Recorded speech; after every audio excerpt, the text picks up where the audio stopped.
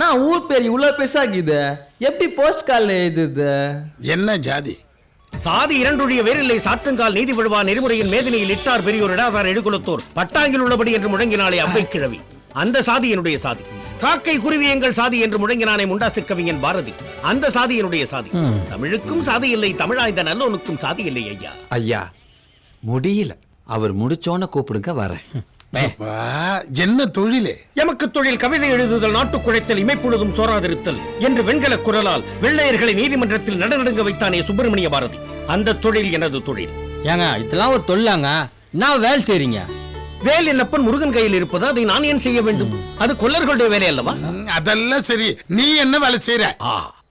மகாபாரதம், ராமாயணம், சிலப்பதிகாரம், சிவ சிந்தாமணி, வளையாபதி, குண்டலகேசி, மணிமேகலை, 4000 திவ்ய பிரபந்தம், பெரிய புராணம் போன்றவற்றை முற்றிலுமாக ஓதி உணர்ந்து கல்வி கற்க வருகின்ற பள்ளி சிறார்களுக்கு கல்வியினை பயிற்றுவிக்கும் பள்ளி ஆசிரியனாக பணிபுரிகிறேன். ஐயா ஏய் கம்னுடா, காது நிலை அடிக்க போறேன். வாத்தியார்ண்ணா எம்ஜிஆர்டா.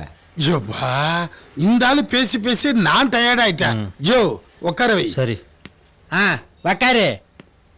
வக்காரு என்ற பதத்தை தமிழில் நான் கேள்விப்பட்டதில்லையே, அதற்கு பொருள் என்ன? வக்காருன்னா குந்திக்க.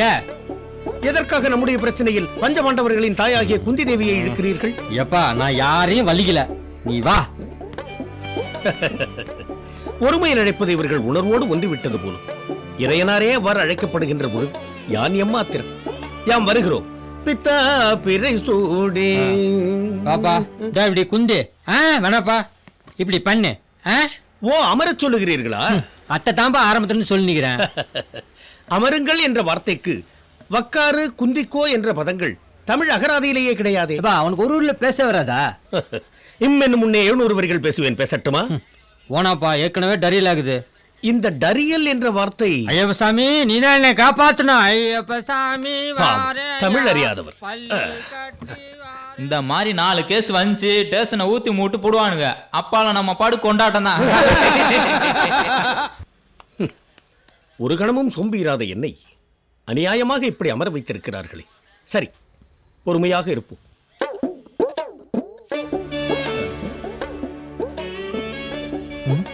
ஐயா அமர்ந்திருப்பவரே, அப்படி அடித்து வைத்த ஆணி போல் அசையாமல் உங்களை அமர வைத்திருக்கிறார்களே, அப்படி தாங்கள் செய்த குற்றம் தான் என்ன?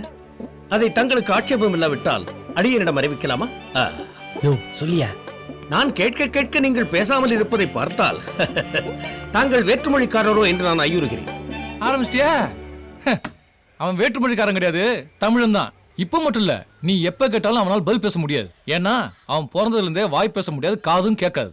என்ன இரும்பு இதயம் ஐயா உமக்கு? வாய் பேச முடியாததற்கு வழக்கா? வாய் பேச முடியாததுக்கெல்லாம் கேஸ் போடுறதுக்கு நாங்க என்ன லூசா? அவன் என்ன பண்ண தெரியுமா? முனுசாமி தெருல 3 பவுன் நகையை திருடிட்டு இருட்டுல எரும மாட்டு மேல ஏறி இன்ஸ்பெக்டர் வீட்டுல விழுந்துட்டான். அவர் தான் அடிச்சு இழுத்துட்டு வந்து உட்கார வச்சிருக்காரு. யோ, இந்த மாதிரி ரொம்ப நேரம் பேசணும்னு வச்சுக்கோ, இந்த பத்தியா ஒன்னையே பார்த்துட்டு இருக்கான். நீ ஏதோ அவனை திட்ட நினைச்சுக்கிட்டு உன் குரலை கடிச்சிருக்கோம். நாங்களே அதுக்கு பயந்தாயே அவனை விசாரிக்காம உட்கார வச்சிருக்கோம். ஒருத்தன் பேசியே கொள்றான், ஒருத்தன் பேசாமலே கொள்றான்.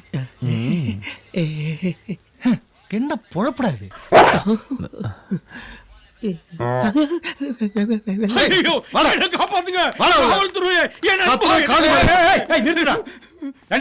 இந்த நடு சாமங்கான அவனை அடிச்சு இழுத்து வரையில அப்படி அவன் என்ன தப்புனா?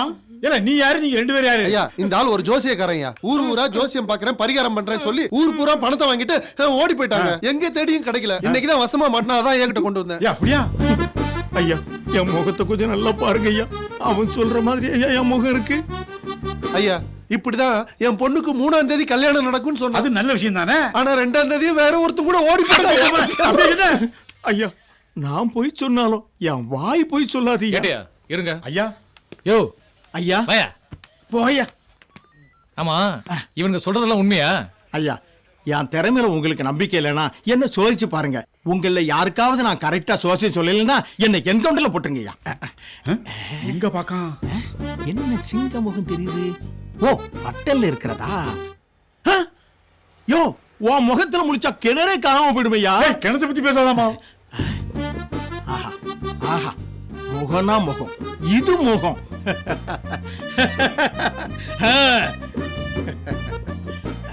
கைய பாப்போம். இந்த கைரேகப்படி உங்க பேரு என்ன? மங்களா இருக்கு. லென்ஸ் மாத்தணும். ஆர் காமராஜ். அச்ச ரேகை, தீர்க்க ரேகை, பூமி ரேகை, இந்த 3 ரேகை தான் இந்த கையில இல்ல. மற்ற ரேகை எல்லாம் பின்னி பிசுறு எடுத்து பிரிச்சு பேன்ல பாத்துக்கிட்டு இருக்கு. பாக்குண்டா பாக்கும். இந்த மாதிரி ரேகை கோடியில ஒருத்தனுக்கு தான் அமையும். அது உங்களுக்கு அமைஞ்சிருக்கு.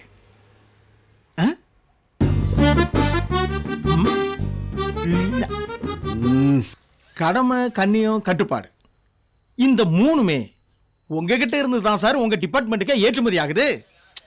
இத நான் பார்லிமெண்ட்ல கூட சொல்லுவேன். இதான் எங்களுக்கு தெரியுமா, நீ வேற ஏதாவது சொல்லு. நீங்க ஒரு வாட்டி முடிவு பண்ணிட்டீங்கன்னா உங்க பேச்ச நீங்களே கேட்க மாட்டீங்க. இல்ல போக்கிரி படத்துல விஜய் டைலாக் சொல்லுத. சாருக்கு என்ன கிடக்கு சொல்ல.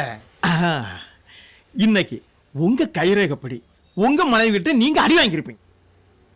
ஏய் வீரப்பலாம் அங்கதானோ வீட்டுல டம்மி பொறுக்கு நம்மள மாதிரி தான்.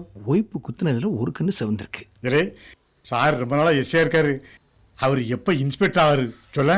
ஆண்டவனே ஐஜியா வந்து சொன்னாலும் நீங்க கடைசி வரைக்கும் எஸ்ஏ தான். ஐயோ,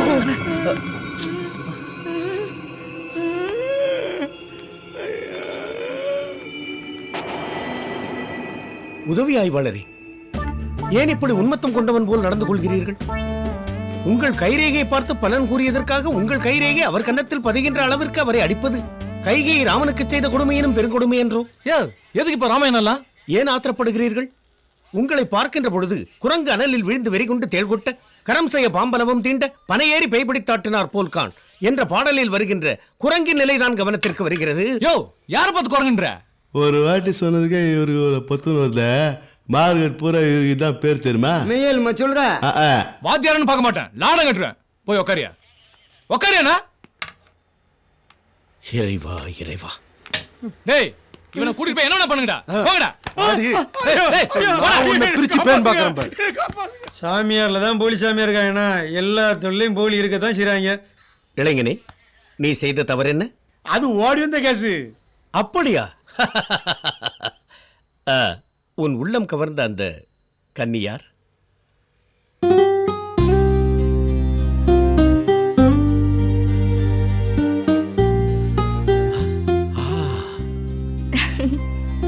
ஆஹா, கண்ணோடு கண்ணினை நோக்கப்பின் வாய்ச்சொற்களால் யாதொரு பயனும் இல்லை.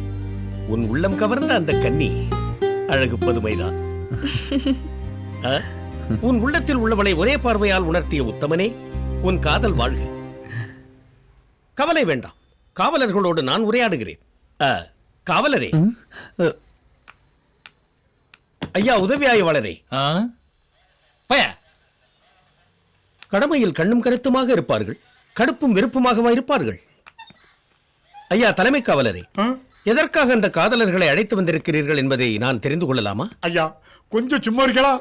இந்த அரிசி போடாத மிஷின் மாதிரி கொடன்னு பேசிக்கிட்டே இருக்க. எனக்கு 1000 பேர் இருக்கு. லவ் பண்ணிட்டு வீட்டை விட்டு ஓடியாந்தா சும்மா விட்டுருவோமா? அதான் தூக்கின்னு வந்து ஸ்டேஷன்ல உட்கார வச்சிருக்கோம். காதலிக்கிறாங்களாம், கத்திரிக்காய் காதல். காதலை பற்றி உமக்கு என்னையா தெரியும்? ஆடவரும் பெண்டிரும் அங்கங்கள் தானுரச கொஞ்சி குலாவி களிப்புறும் காதலை குற்றம் என்று சொல்வீரோ, இரும்பறையில் தள்ளுவீரோ? களவு கண்ட இலக்கிய காதல், கண்ணால் பேசும் உண்மை காதல், உளுத்தர்கள் ஒரு சிலரால் ஒழிந்துதான் போகலாமோ? சீருடை அணிந்தோரே, பாரினை காப்போரே, இவர்கள் செம்மையாய் வாழ்ந்திட உன் துணை தேவை என்று சிந்திப்பீர், செயல்படுவீர். இது தேர்தலுக்கு மட்டுமல்ல, காதலுக்கும் தான். ஒண்ணுமே புரியலையடா. காதலை பற்றிய கவிதையை கேட்டு களிப்புற்று நிற்கிறீர்களா? காதலின் மகத்துவம் அப்படி.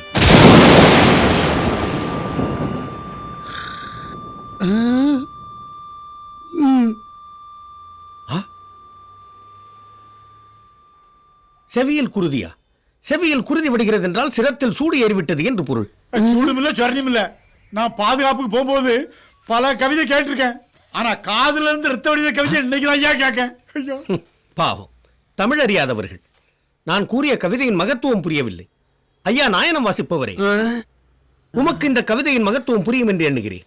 உமது செவிகுளிர சிந்தை மிகழ மீண்டும் ஒரு முறை ஏம்பட்டுமா? என்னது மறுபடி முதலேந்தா? என்னையா மயங்கிட்டாரு?